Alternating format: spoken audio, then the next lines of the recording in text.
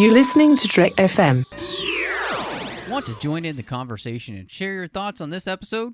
Join the Babel Conference, our listeners' discussion group on Facebook. Just type BABEL into the Facebook search field, and we'll look forward to seeing you there. This is Steve Sansweet of Rancho Obi-Wan, and you're listening to the 602 Club.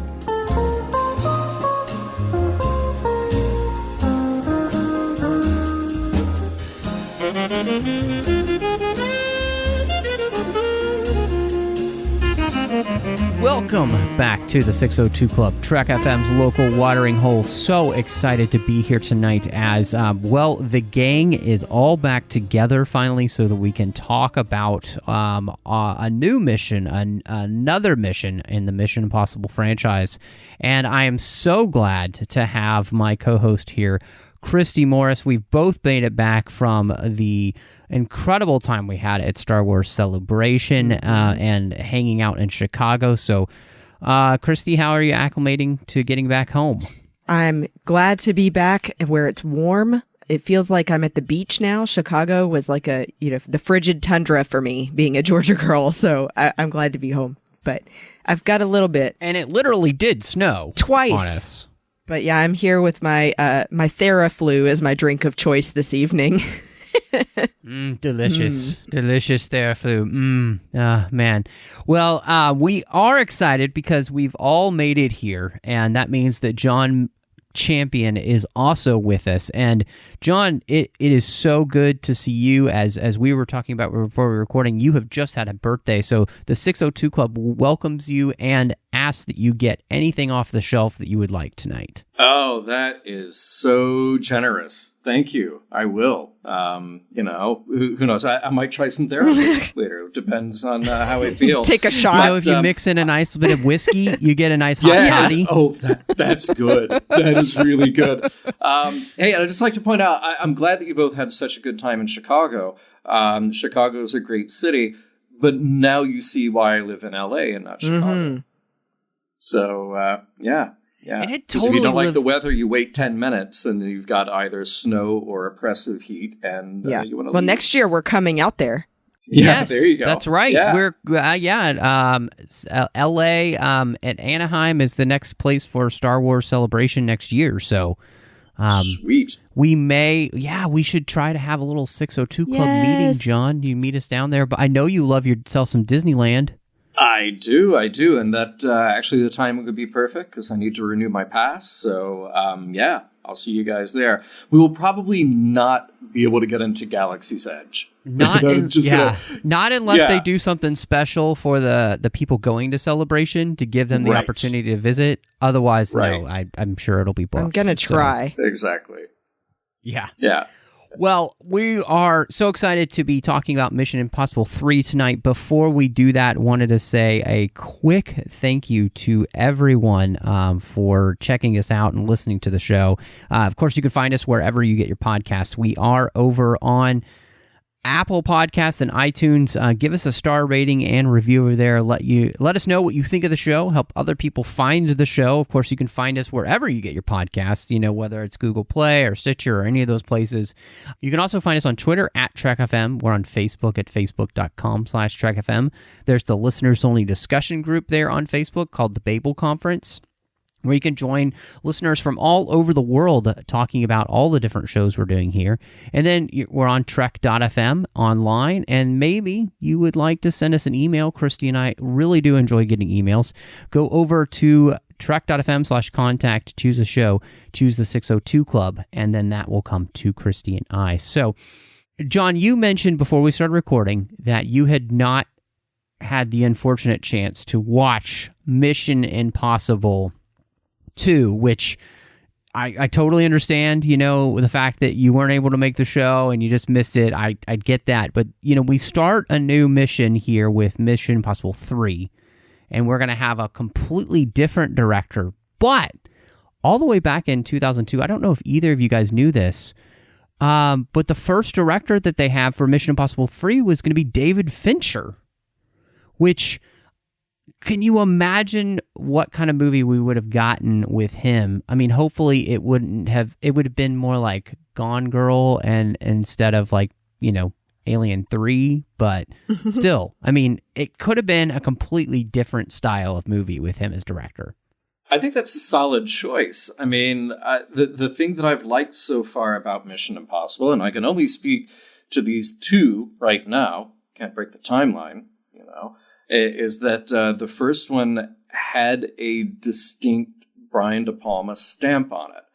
And this movie, Mission Impossible 3, has its own stamp on it. And the thing that took me away from Mission Impossible 2 was the very distinctive stylistic stamp that it had on it. I just remember watching the ads at the time, seeing the trailer at the time.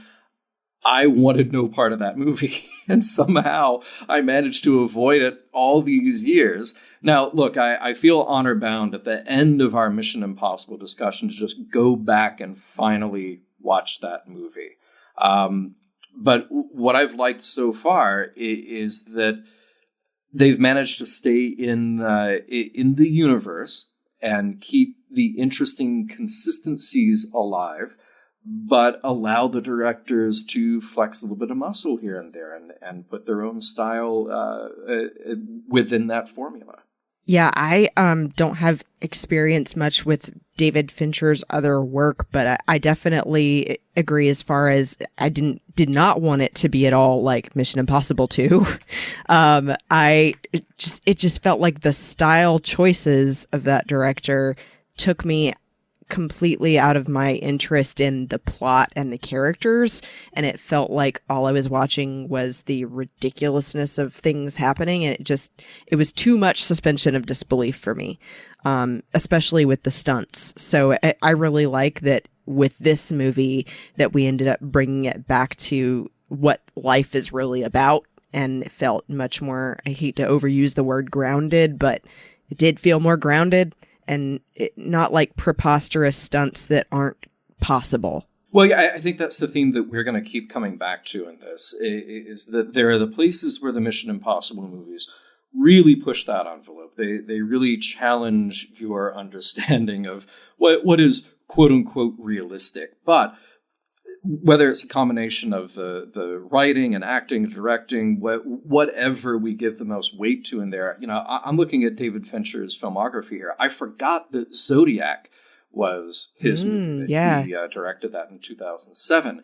And that's a movie where they keep ratcheting up the tension, but it feels so real world. Just every little detail, you feel like you are in that world of San Francisco when all that was actually happening. And it's that level of attention to detail, that level of realism that helps a movie like Mission Impossible. Because you're going to be challenged when they get to some extreme stunt. But if they've managed to build your relationship with the characters, your sympathy for the characters, and your investment in what's going on, then it's okay. Then you're sort of thrilled by that suspension of disbelief when you get to it. Well, it's fascinating to me too because Fincher leaves because of creative differences. They replaced that director later on with Joe Carnahan, which I am not real familiar with any of his work because I have not seen any of his movies up until I've seen his A-Team that he did that came out. But, the movies that he would have directed by that point were like Narc and Ticker and things like that. I just hadn't really seen any of these films. And so, but, I mean, he's working on it for a while. I mean, he's got like Kenneth Branagh playing a guy who's based on Timothy McVeigh. He's got Carrie-Anne Moss and Scarlett Johansson in roles because Thandie Newton has not decided to come back. So, I mean, talk about some serious star power that you've got coming into this movie. And then again, it falls through. And so it's like, this movie has a very hard time getting off the ground, and he left again because of creative differences with Cruise, because Cruise, I guess, is saying he doesn't like the tone that the movie has, and so he's the one who calls JJ Abrams after watching the first 2 seasons of Alias and saying, yeah, this is the guy we want to have direct this film. And because of all the production stuff, Cruise takes a major hit with pay just to make sure that this movie happens. And so, in the end, do they make the right choice going with Abrams here? And what do you guys think about his direction? And Christy, specifically, you've gotten to see 1, 2, and 3 now. So did this hit the sweet spot for you, or did they miss the mark? This absolutely hit the sweet spot for me because, I felt like even though all of this background was happening, you can't tell with the finished product where it ended up. I feel like if you had never told me any of that about how it, went back and forth between directors and, Tom taking a pay cut to end up making it happen and pulling in JJ, I would have never known anyway because they ended up with such a beautiful movie to me.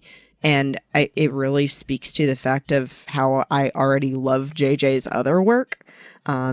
Speaking of Force Awakens, and a million other things that he's done that I love. So I was kind of predisposed to liking this just because he ended up directing it, but I think that they just made a lot of really good choices together on this. And, I don't always say trust in Tom Cruise, but clearly this time that worked. Yeah, I feel similar to what you do. So if we're getting off of the, what if David Fincher Mission Impossible talk, and then to, what really happened with JJ Abrams doing Mission Impossible, fascinating to me that, it was such a troubled production history to get it up and running. And this was JJ Abrams' first feature movie. So, it is, look, most directors do not walk into a huge budgeted expected blockbuster movie with a franchise history. That is typically not your first feature film directorial debut. But what he does here is he does all the things that I wanted to have happen. And we talk about having that foot in the real world. But more so than a Fincher, JJ Abrams also has a foot in this kind of fantasy world too. Hence him doing Star Wars and Star Trek and shows like Alias and Lost and all. He's got the real world stuff, but he also pushes that beyond a little bit. No Star Trek pun intended there. So it's a good choice. I think clearly he delivered. When I finished watching this a couple of times for our discussion today, I thought, though, of an interview that I shot a long time ago with Will Wheaton. This was before the first J.J. Abrams Star Trek movie came out. And, of course, there was so much speculation about how that would go. And Will was a little bit cagey about his answers. He said that he liked what he had seen of J.J. Abrams' work so far. And he said that what JJ was really good at was starting something. But he kind of left it at that. So JJ is good at starting something, but where does he go from there? And if I have any nitpicks with this movie, I think it lies on where we end up in the movie and what the wrap-up is here for this movie. I think it has a really strong start. I think it has a really strong middle act. But by the time we get to the third act and the conclusion here, I think that is the weakest part for me. But that's saying, it's being, say, a little too critical to call it the weakest moment. It's the weakest moment in what is a very strong movie overall. And I'm sorry if I'm giving away my review right away, but just telling you guys what to be prepared for. Yeah, I think that's something, one of the things, coming from 2, for me, this is like a breath of fresh air. It's like, having just this awful taste washed out of your mouth. It's like biting into something and having the worst flavor imaginable, like sour milk or something, and then, getting a glass of, 30-year-old scotch to just like try and wash it out. And it's like, that's what this movie feels like. And so coming into it, I think the thing that JJ Abrams is able to do is tap into the things that made the first Mission Impossible work, and just the series in general, which is that you cared about the character of Ethan and the people around him. You know, De Palma was able, I think, to make you care about characters that weren't even on screen that long. You know, and so that's the thing I think he's able to do, is to bring this story to a place where you care about what's going on with Tom Cruise's character Ethan and the people around him, and to create a mystery that then unravels some of that. And there's plenty of great espionage. There's plenty of great action, but I felt like, even with all the explosions happening, with all the running, because JJ Abrams movies are all about people running. You know, I think this is the point in the films where everything becomes about how fast Tom Cruise can run somewhere. He does a lot of that. Yeah. He does a lot of that.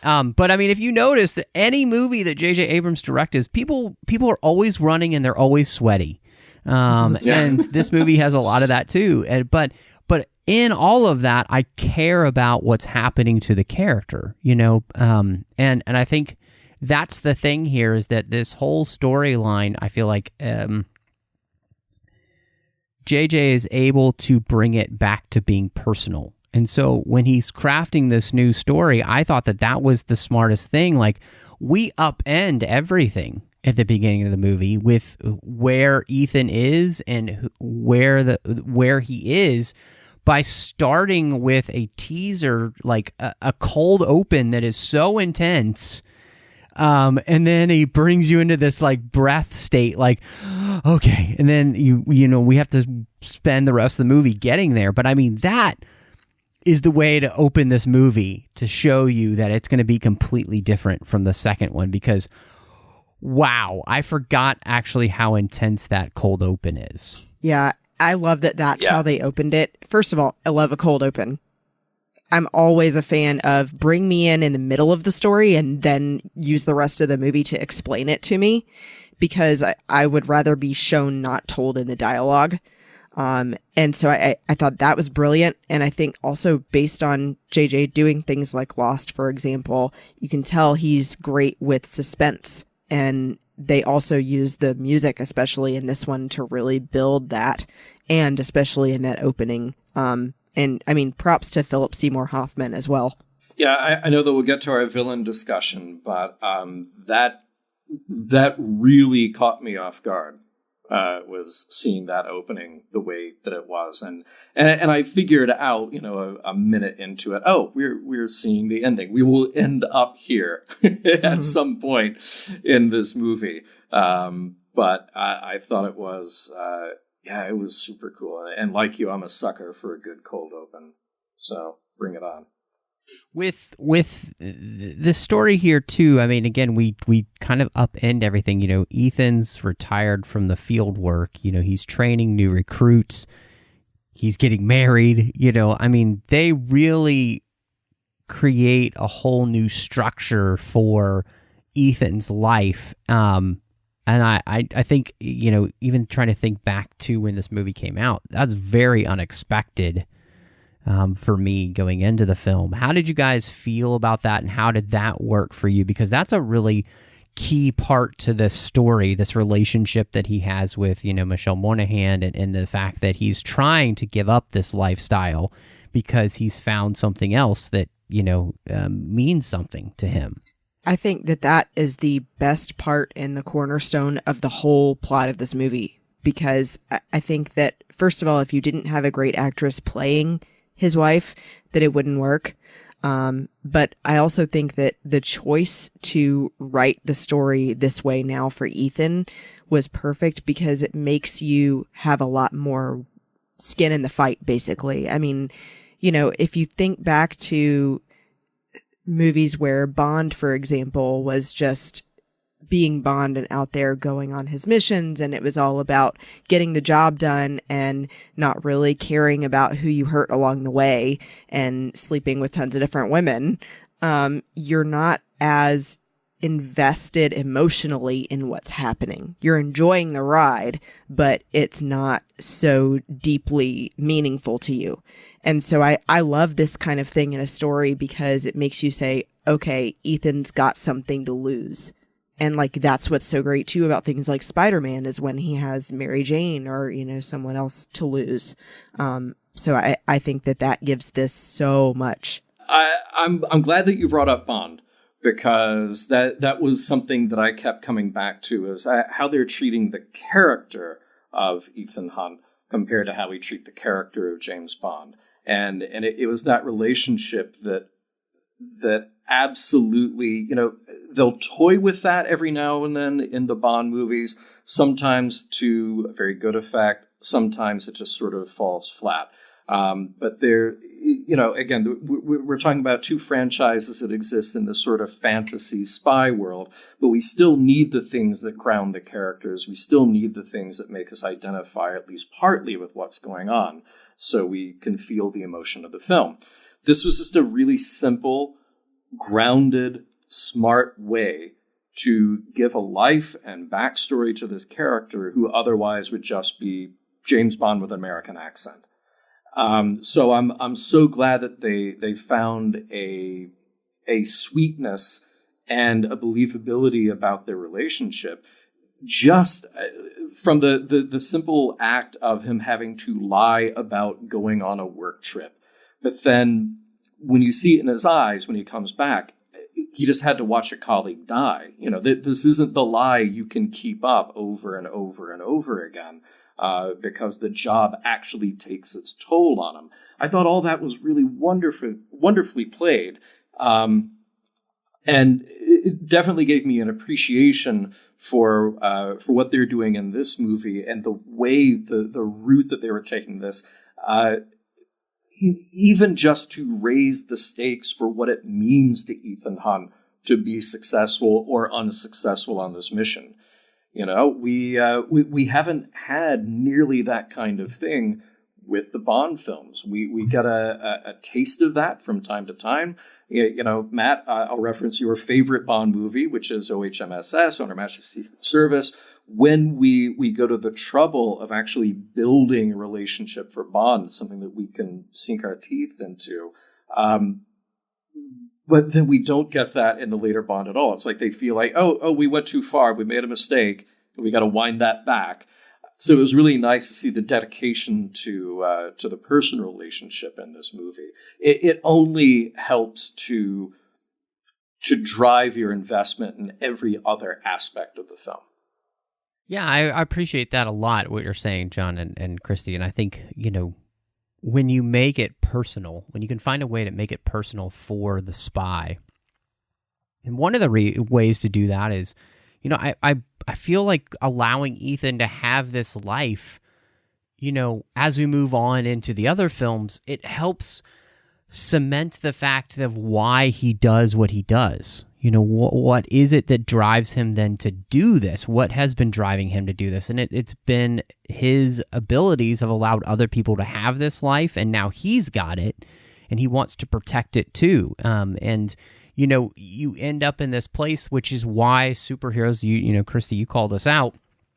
It's why superheroes have a love interest, whether a male or female superhero, because if that person that they're in love with is not a superhero, they can be put in jeopardy, and it makes it all the more personal and real.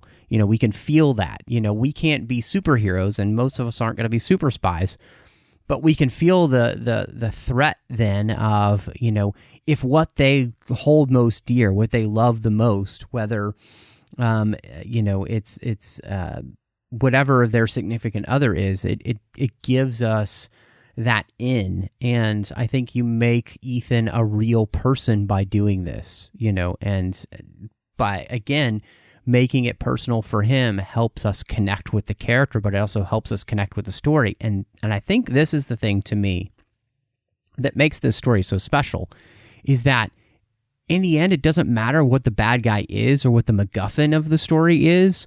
It's the personal stakes of trying to save the one he loves and the rest of the world, right? You put those two together, it doesn't really matter what the bad guy is after. You just know it's bad. Like, as I love that you get Simon Pegg's Benji here in this movie, and he just is like, yeah, I think of it as like, I think he calls it like the God Killer or whatever. It's like, it's so bad that it doesn't matter what it is. It's just universal Armageddon is what we're talking about. Like, if somebody wants something this badly, and it's smart. JJ understands that I don't have to unwrap the mystery box of what it is that we're really after. It doesn't even matter what it is, because it's just bad, and the personal stakes is what we're really involved in here in this movie. And I think that's the thing that I come at this from, from the first movie and then slogging through the second movie. We get to this third movie. JJ found the key, which is to make it personal for Ethan and his team. And I think that is really good. And part of that, just starts at the very beginning with him having to go save Carrie Russell, the person that he's trained. And again, it's a personal thing. He's trained these people and he's sending them out to do these missions he's not doing anymore. And now they're caught. And I really appreciated that. Good casting. Obviously it's JJ. He loves to use people that he's used before, whether it's Greg Grunberg or somebody like Carrie Russell, who will also be in The Rise of Skywalker too.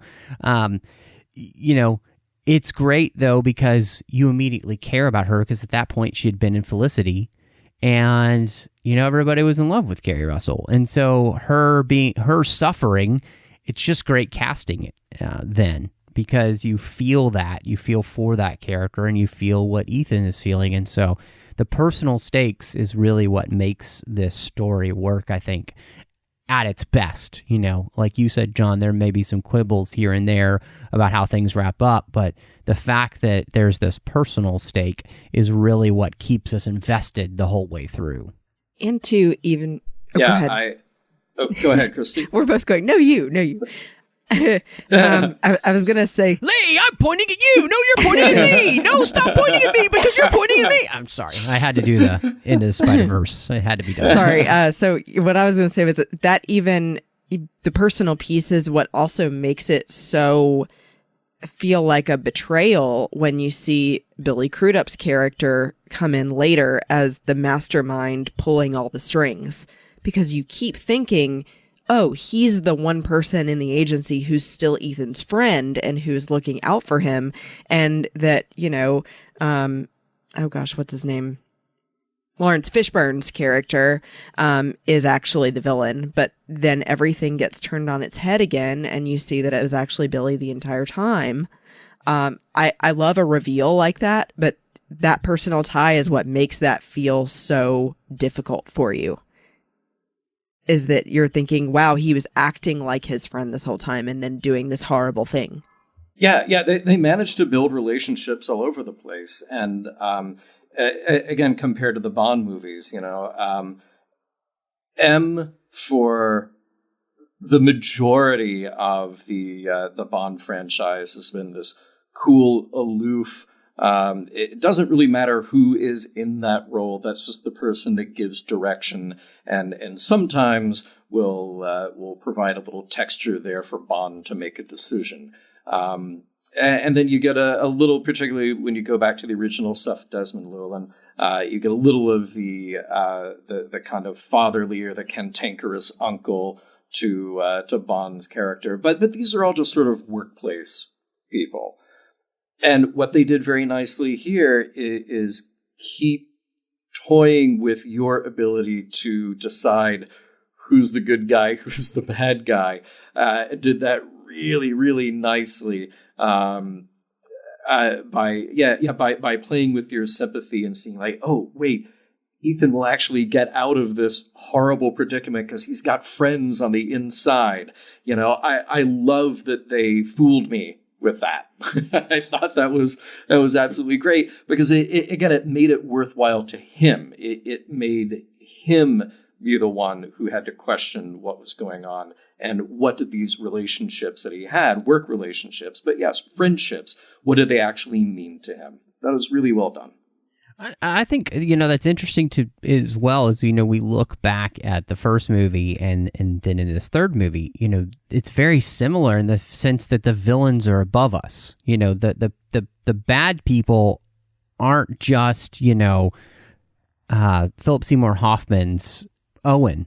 Who's really bad here is who's helping him, and the whole movie, the back and forth of, is it Lawrence Fishburne, the head of the IMF, or not, is so important in that, and the fact that they then flip it so it's the guy that, you should see coming, but, I don't think I did the first time. I can't tell you whether I did or not. And I just, and the part of it too is you play with such great characters. Lawrence Fishburne plays just an inflappable Theodore Brazel, and Billy Crudup comes off as such a nice guy as John Musgrave, like the guy who is in your corner, and like they just play it so well, so that when you make that flip, it's fascinating to me because, as bad as Owen is, these guys are worse because they're betraying everything they say that they stand for, and Billy Crudup's character, his goal isn't actually, it isn't awful, because what his goal is to try and get to the root cause of all of these things, right? To be able to root out these insurgencies and to really get to the heart of the matter of these terroristic organizations. And he's using Owen to be able to do that. And a lot of spy movies, isn't that kind of what we do? Mm-hmm. Like, and so it's like his goal isn't awful, but the way he's going about it is he's awful, gone off the deep end by betraying his organization. Yeah, he's completely gone off the deep end. He's the crazy guy in the corner who's like, you know what? This is how we beat them. We just partner with them. And then so like we'll cause the damage, and then the US will have to come in and fix everything, and then everything will be fine. That's what we do. And you're like, yeah, okay, anyway. Yeah, we be like our enemies. What could possibly go wrong with that plan if we just act like our enemies? Sure, everything will work out fine. Yeah. It'll be fine. I do have to admit that, when we first introduced that doubt about Brazel, about Lawrence Fishburne's character, I was kind of thinking like, oh no, I skipped number 2. So if I go back to the first Mission Impossible and it's Jim Phelps who's a bad guy, will this just be a theme over and over that the bad guy is always on the inside, mm-hmm. And I just thought like, do we need to constantly revisit that trope in spy movies just to, again, raise the stakes for the main character? But again, it was handled well. And I think to your point, Matt, when we finally get to the real bad guy, that we understand that it's a perverted and twisted sense of that kind of hyper-nationalistic dedication to his job or to what he thinks the idea of his job is. So it's not completely unthinkable. It's not like he's just the mustache-twirling villain ready to take over the world. No, he's an insider. He thinks he knows what is right. And he thinks that everybody around him is wrong, so he has to do it himself. So that made that aspect of it better for me. When I think, then him working with, I think Philip Seymour Hoffman as the villain, the other villain here, is a revelation. He is perfect. Like, absolutely perfect. I mean, the whole airplane scene where Ethan's trying to interrogate him and he's just like, do you have a girlfriend? Do you, and he's like, and I'm going to find her and I'm going to kill you in front of her and then I'm going to kill her. Like, there's no remorse. There is complete amorality in his actions, and there's complete conviction that he doesn't give a rat's anything about anyone other than completing his mission, and which is probably just making more money. Like, it's chilling, his performance, and I think that's the thing I love. It is so freaking scary, his performance, because there are people out there like that, and you know it, and that just, it chills you to the bone. I love that you brought that up, because he's my favorite part of the whole movie, to be honest. I mean, because of that look on his face that he's capable of doing, that's like, there is no remorse absolutely whatsoever. He's completely resigned to what he's decided, and he doesn't, have any kind of give in him. I mean, it's like, especially in the scene when he's doing the counting down in the cold open, you think at some point there's going to be some sort of wager between the two of them, where he's going to stop counting and say, okay, you've given me what I want. But he just never stops, and it just escalates more, and you're like, I can't take this anymore. And like, that's how I felt even in the airplane scene. And I thought it was masterful too, that they have his friends come in and take him away from Ethan. In the whole truck chase scene across the bridge. I think he just absolutely was the best choice for that role. Yeah, he's a terrifying sociopath, and he's absolutely riveting, and it just breaks my heart that we have no more Philip Seymour Hoffman to play incredible roles like this. It was the perfect understated way to play this character when you're in a movie where everything is bigger than life, where everything is heightened, where the action scenes, the technology, your stars like Tom Cruise are bigger than anybody.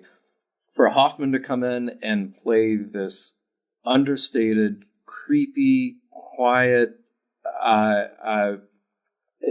just chilling villain was amazing. And I wanted to, I managed to squeeze in 2 screenings. I wanted to watch it again just to watch him, because he's that good. Yeah, I completely agree. I think the thing that, like you said, John, that he does is that he's not overly loquacious or anything. He just has this steely, steady presence, I mean, he has one look, and it's blue steel, and he means it, and I think that's what sells it to you, that there is never a waver. There is always the conviction that he's going to get what he wants, regardless of how he has to get it. And I think that is something that is very difficult to do with a villain where you don't know what their motivation is. I don't care what his motivation is. I don't even know. They just play it so well. It's done so well that this is the type of villain where you don't have to have a villain always have to, have this tragic backstory so you can try to understand them. No, man, this guy is just a bastard. And I don't need to know his backstory to know that he's just straight up evil. And yes, we want him to die by the end. And when he does, we're all happy. And I feel completely fulfilled with his character arc in that he didn't have one. He was just an evil bastard the whole time. Yeah, 100%. It's amazing. Yeah. And I can't, I'm trying to think of other movies right now where I feel like that's the case. And very few come to mind where they pulled off a villain like that. Yeah, I honestly can't think of any off the top of my head. But yes, you're right. You're right. And what a way to go. Because when it led up to that final fight, and then the car just comes by in no time, and he's gone, and you hear a little bit of the shocked expression from people on the street. It was like you almost expected another scene to acknowledge that he was not. Nope. Disappeared. He's just gone. And that's it. Yep. Carry on with the rest of the movie now.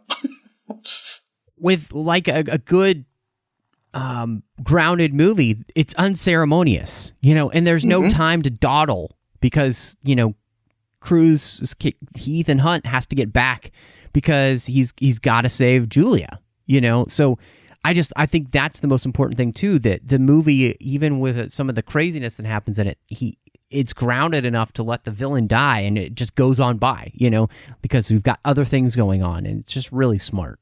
I did think of one other villain that they've done like that, and it was actually from Bond, and it was the reason I loved Skyfall so much. Javier Bardem. There you go. There's some that's similar true. DNA there. Just a for sure. horrible human being. There's a similarity there, yeah. Yeah. In the movie. Yeah. Yes. Not as a person. Yes. But anyway, Yes. I love that. Well, one of the things that I thought that this movie did well, like the first movie, is that we created a little team for Ethan, and some of it's old and some of it's new. And, I love that you get Ving Rhames, coming back as Luther. But then we add Jonathan Rhys-Meyers and Maggie Q to his group of people. And of course, a little bit of Simon Pegg in there with Benji, which was great.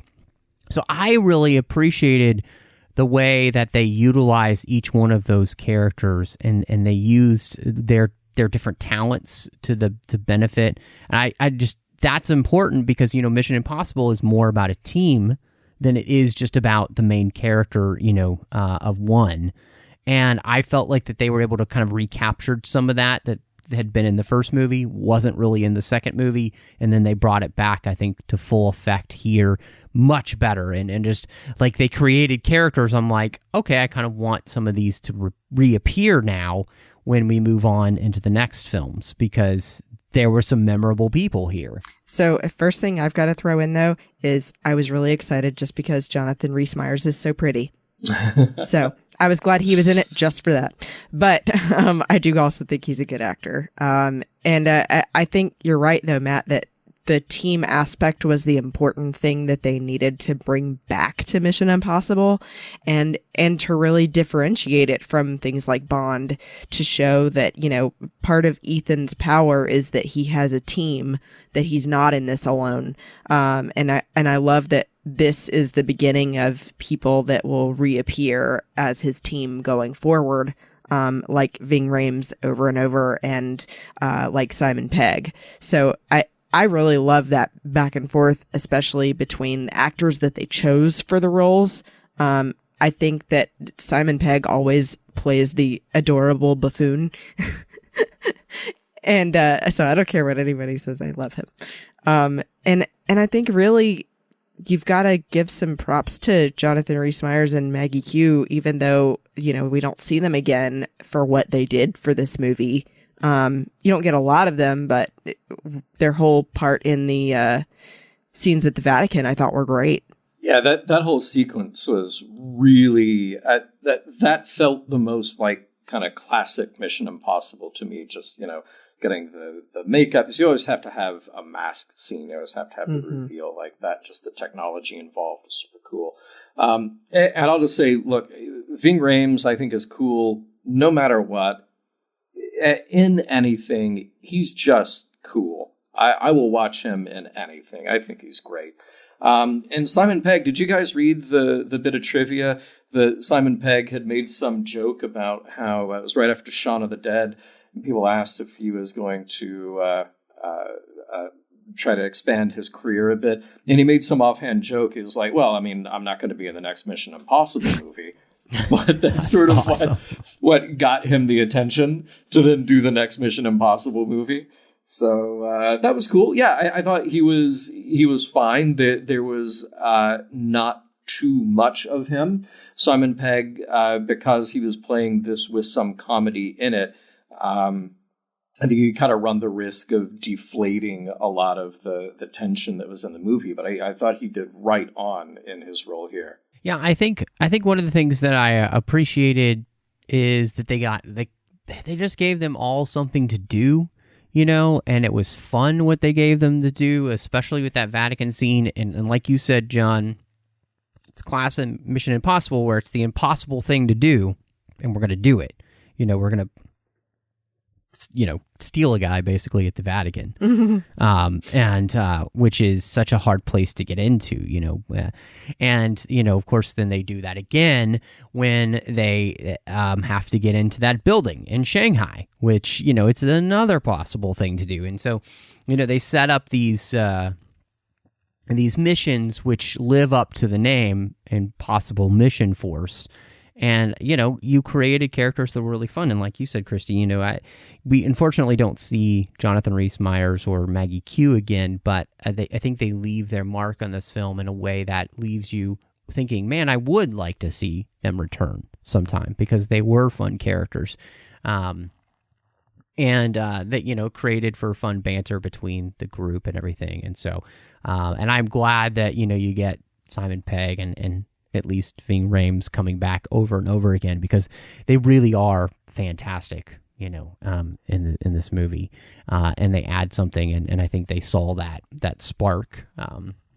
So we talked a little bit about, the character that Michelle Moynihan plays of Julia, but what did you guys think of her role in the movie with the story and how they utilized her in the film? It was kind of perfect, It's a tough thing to do to have a character kind of on screen briefly. You're not creating a huge backstory for her at all. But the moments that they picked were just right. And part of what sold that was just Tom Cruise selling the idea of that relationship. It also really helps to go back to something that we all responded to, really helped to have that cold opening. Because you showed the stakes right away.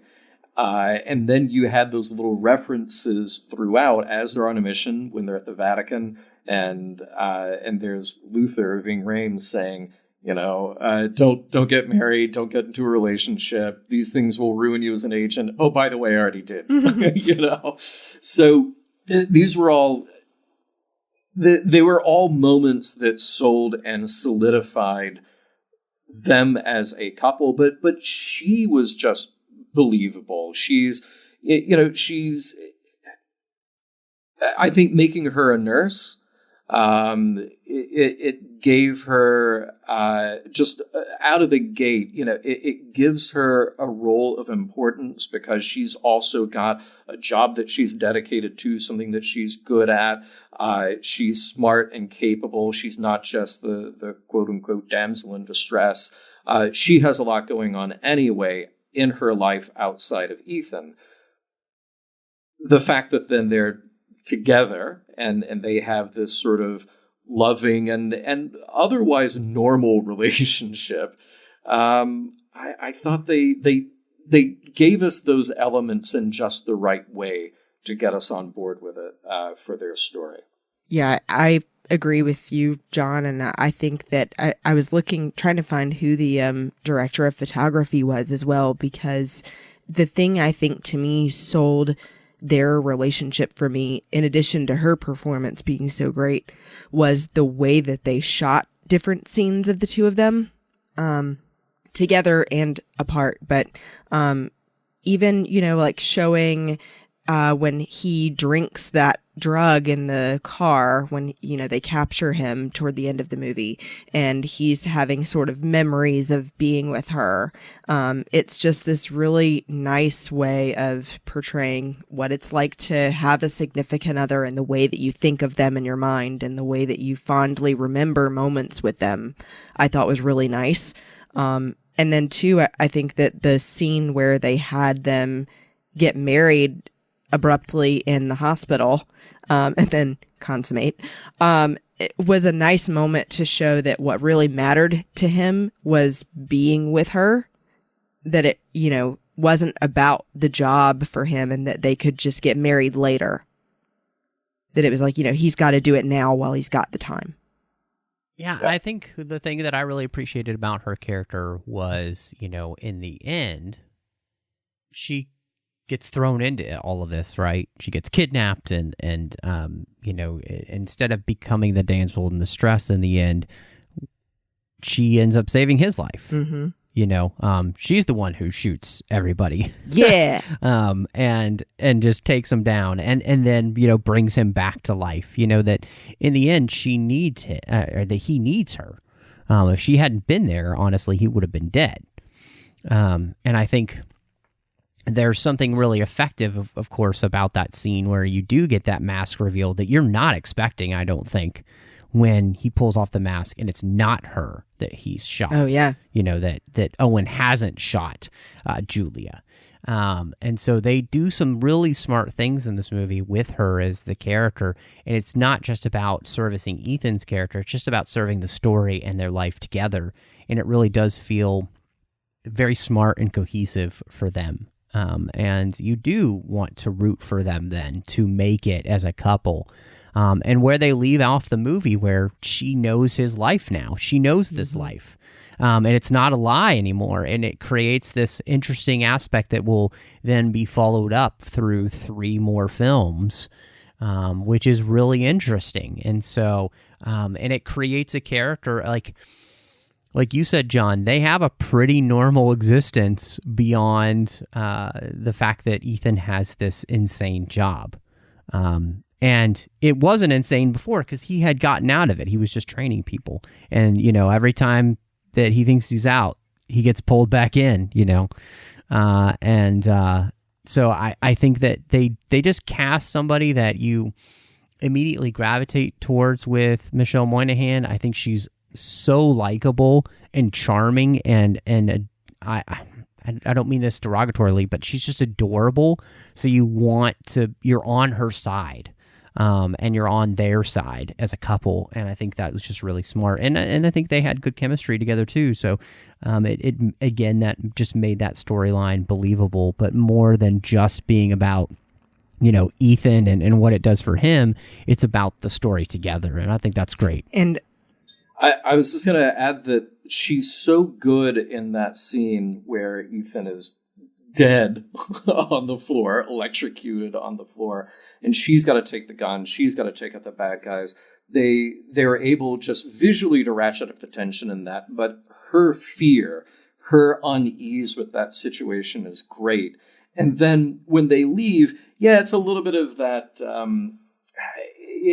they are playing a little lighter maybe than you would expect, but just them walking away and they're both limping. Mm-hmm. they're both just filthy. And as you pointed out, Matt, sweaty, there was something charming and still believable about that. And I have to add to what you're saying too, John. I love it's such like a married moment, because if for anybody that's got a significant other that you've been with a long time or you're married or whatever, when he's showing her how to use the gun for the first time and he stops and says, "And don't point it at me." It's just, It's such a thing right. That hopefully that doesn't happen, but to anyone else, but I'm saying there are things like that happen in your relationship when you've been together that long that you're just like, yeah, we've been there before. Right. Good point.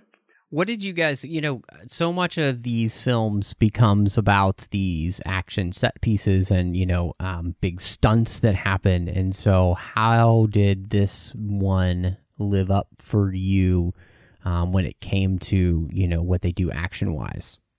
For me, the action in this was just flawless. I mean, everything felt so in your face and gritty in a good way, but still realistic. It felt like it could have gotten a little outlandish when they're trying to plan this jump onto the roof in Shanghai, but it feels so gripping when he's sliding down the glass and you're thinking that he might not make it, but you're going, well, he's the hero, so he has to make it, right? I think the way they shot it again makes all the difference too. But it was awesome to me. All of it. I was along for the ride. Yeah, it's the same kind of push and pull that we talk about with the Bond movies, where you can have an outrageous over the top set piece, but then you immediately have to bring it back to the real world. You have to bring it back to the stakes with the character and your investment in that character. So my favorite sequence was the sequence at the Vatican, because every Mission Impossible story, you have to have, it's almost like in a heist movie. You have to have the impossible place to break into or break out of. You have to have the unexpected technology. You have to have the moment that it goes wrong, but then our guys are so good, they're able to bring it back on track. And then you have to have the totally unexpected ending for that. I did not expect him to blow up the car. Clever way to get out of it and kill Davian. So that to me was actually my favorite of those fancy set pieces. Thought it was shot well. Visually, it's stunning anyway. And even if we have to, stretch our disbelief a bit when you have something like 3D printing the perfect mask and it always works, and the voice chip that you just you just get a sample and then suddenly you can talk and you'll sound exactly like that person. Look, I'm fine with suspending disbelief to that extent. So it's always that back and forth, and they gave me just enough of those because, look, then you stretch it enough where, Christy, you're pointing out, this daring break-in at the office building to steal the rabbit's foot. But you don't end there. You actually wind up in this tiny, gritty, nasty place down an alley. And that again just made it feel real, and again raised the stakes for what was happening to Julia and what will happen to Ethan. Yeah, he's a hero; he can't die, but what's going to happen to his noggin after that? After that explosive charge, that electrical charge, takes his toll in there. So all that stuff really worked well. It was a perfect choice of setting an action for each one of those moments. I think one of the things that really I was struck by with this movie is how good that JJ Abrams can be at action and allowing action to tell story, and allowing the action to mean something other than just being action. The chase we had with the helicopter at the beginning, which, John Mills has pointed out to me, is very similar to the Falcon chase that we'll get in The Force Awakens. It's very similar. So JJ does like to repeat himself sometimes. But here, this is his first major film, and I think he proves himself to be a master at creating action set pieces that are more than just being action, And I love the whole, heist that we get in the Vatican, but I love that heist where they're planning it in Shanghai, and he's literally doing the math on the window to make sure that this is actually going to be possible, and I'm like, I have no idea if that math is true, but the fact that he can do the math to make sure that it's true is a really nice moment for a character that we're saying, yes, this is about reality. It's not just, we're going to do a thing and it's going to be impossible and literally could never be done. No, this is something that could be done. It's just not something that anybody would actually probably ever try. And so those kind of things, I think they do a really good job. And like you said, John, the fact that you end the movie in this very gritty and kind of nasty, gnarly place, this, who knows what this building was? It looks like some place for back alley, surgeries and stuff. It just does not look like a place you want to be caught in. Yeah. And yeah, with just a appropriately disturbing, has to be knocked out death, and then brought back to life after, she shoots a few people. It's really well done. And the way they use the masks, I thought was appropriate. They have one that you see coming, obviously, because they're making the mask.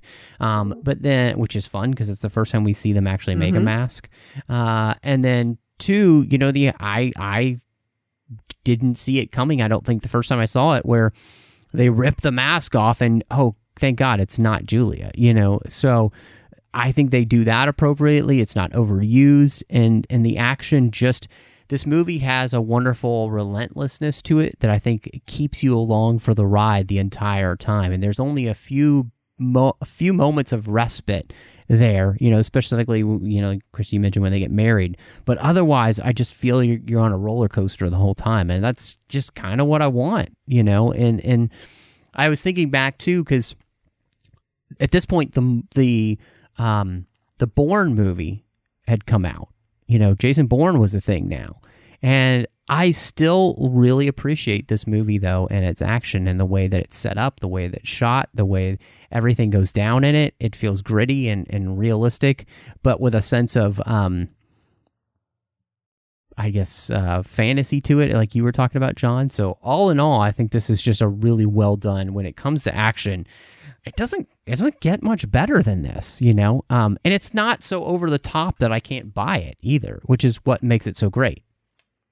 The only moments, there are a couple of things that I felt like either dated or made it feel a little over the top. That bridge sequence is so good. It's so action-packed. There's just so much happening. You can feel, again, the intensity, the heat, and again, all the sweat and all the running. It's great stuff. But then I just kept thinking, okay, what happens when all that mess is cleaned up? And you have all the people who are in their cars at the moment going, so I was driving on this bridge, and these helicopters showed up. And they blew a hole in it. Missiles being fired.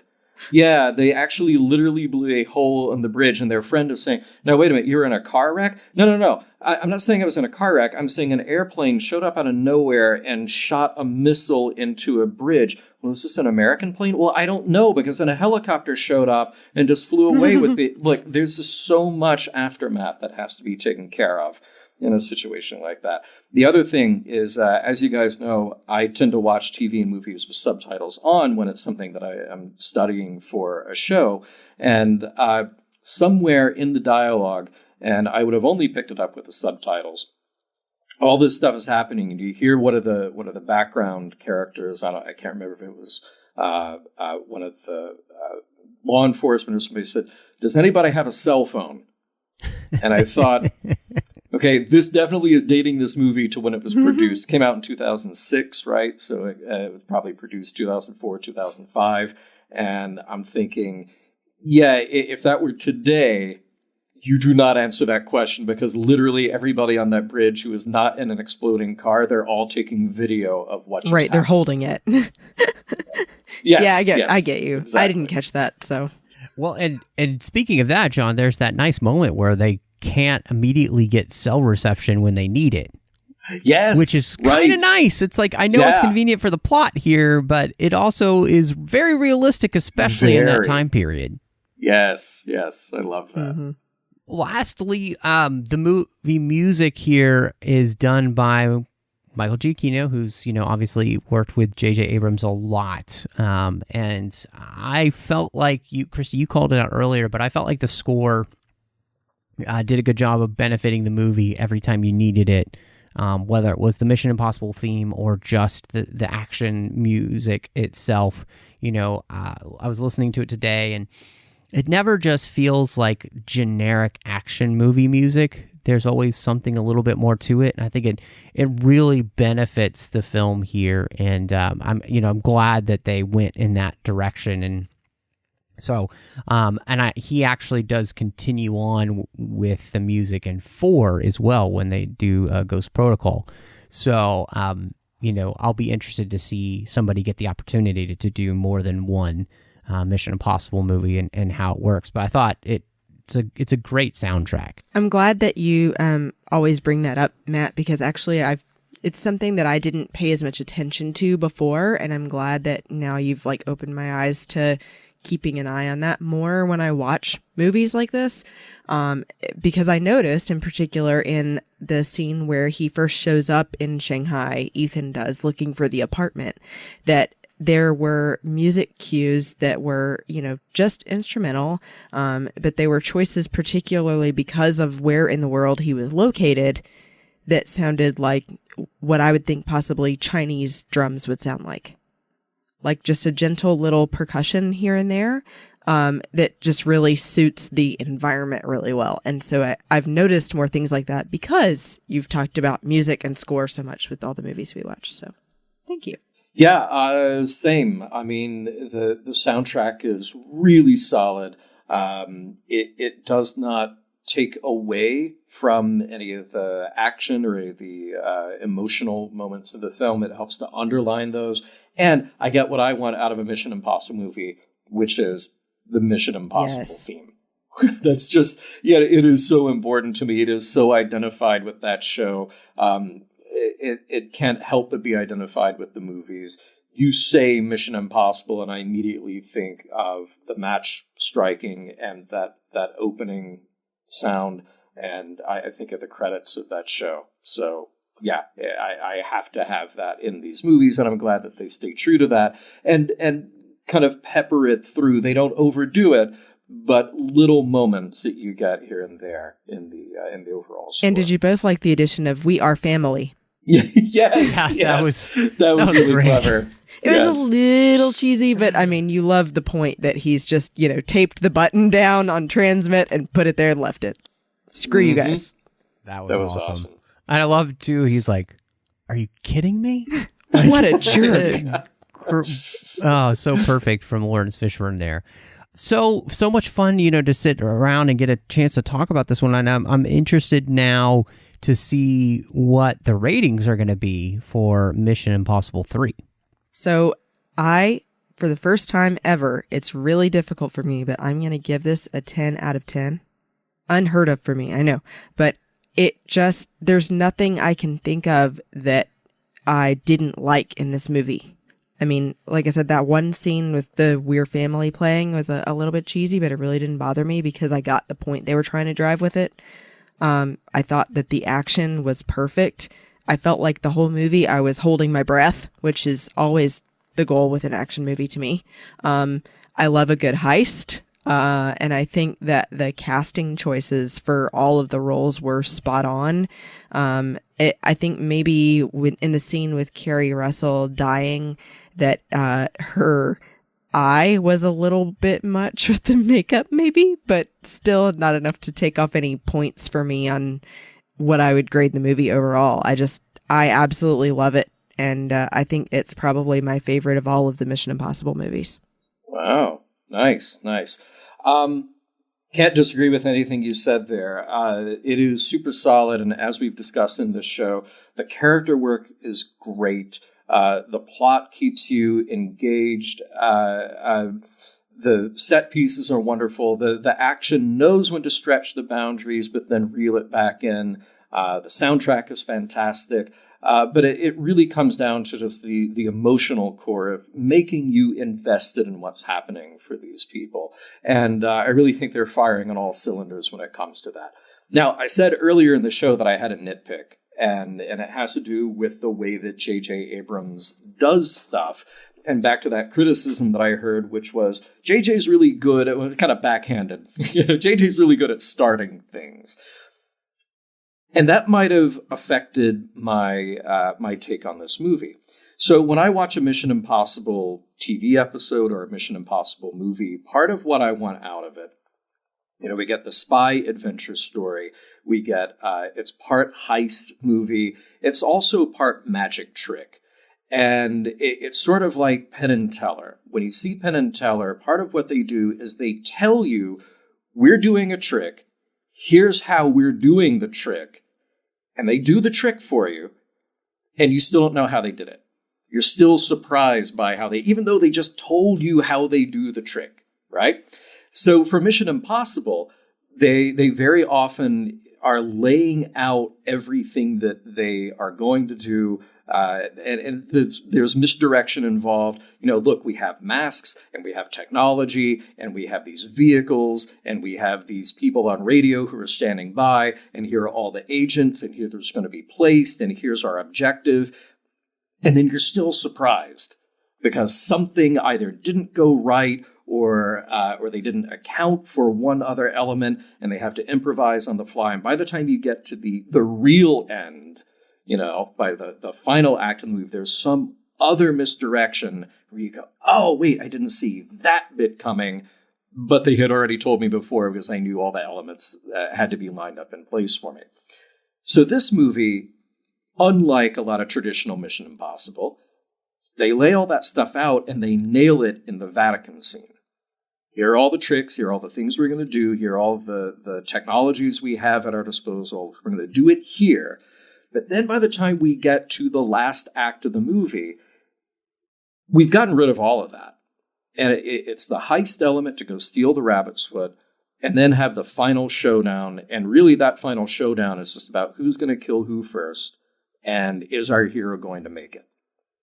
So now that sounds like I think that's a terrible thing. I don't think it's a terrible thing. I thought it was an interesting way to end this movie. I thought, again, emotionally, I bought into it. I thought everybody performed it well, and I liked kind of toning down and ending up in that dark, dingy place at the end. That's all that had to be resolved at that point. But for those reasons, I'm just going to deduct 1 point.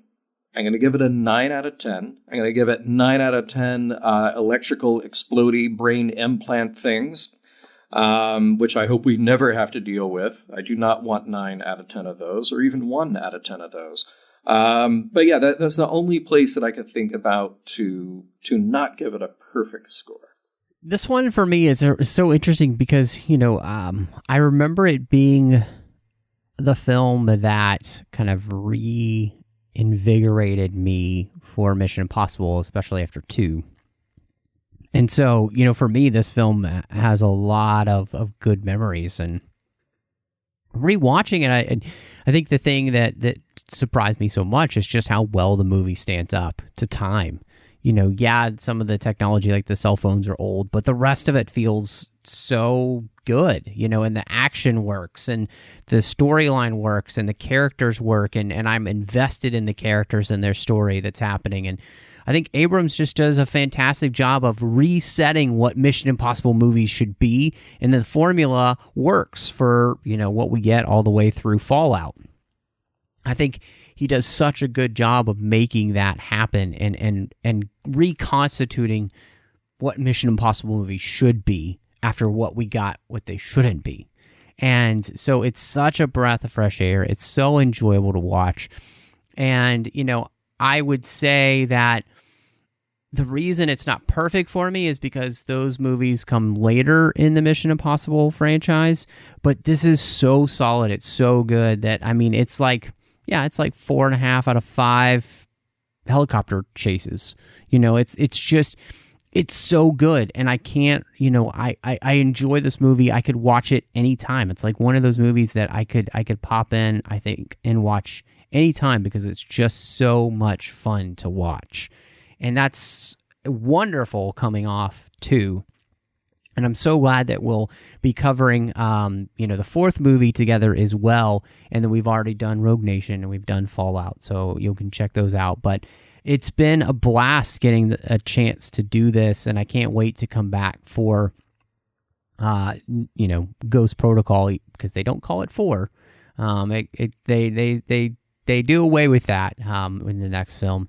So we'll be back for that one. I think it's set for coming up in July, so look for that. But thank you so much for joining us. Thank you so much to our associate producers here on the show, Ken Tripp, Davis Grayson, Wyatt Millette, and Daniel Noah, for supporting the show through Patreon, making sure that all of the shows keep coming to you each and every week here on Trek FM. It's an expensive thing to put on this many shows each and every week, and we can't do it alone. So we ask you, help us out. Go to patreon.com/TrekFM. Be a part of the team. There's some great contribution levels you can give at that give you extra perks.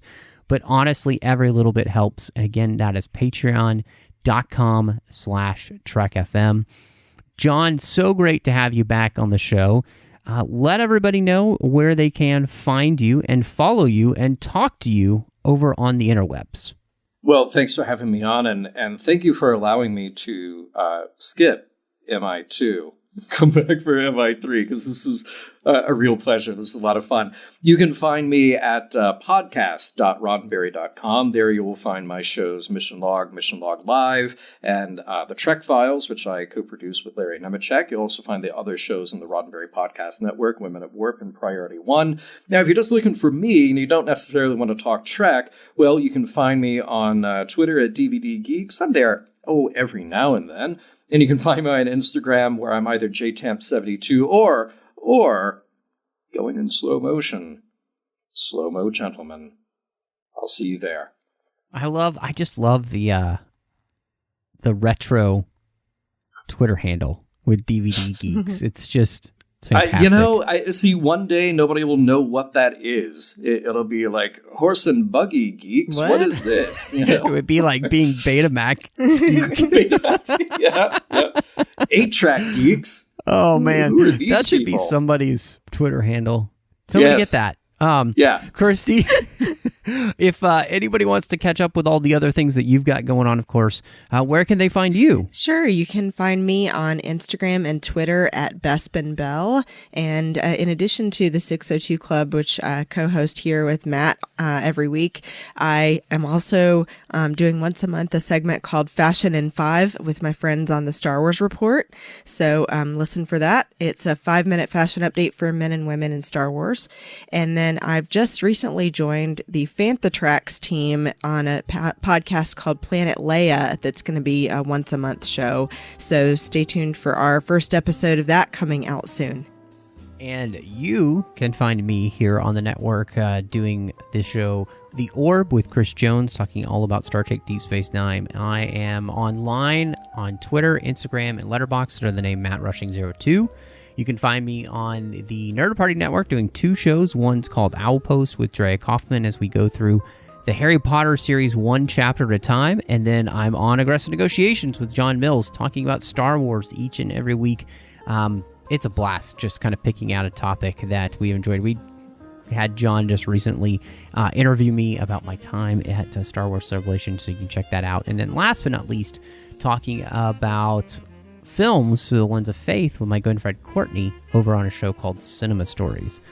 But thank you so much for joining us. And y'all come back now, you hear?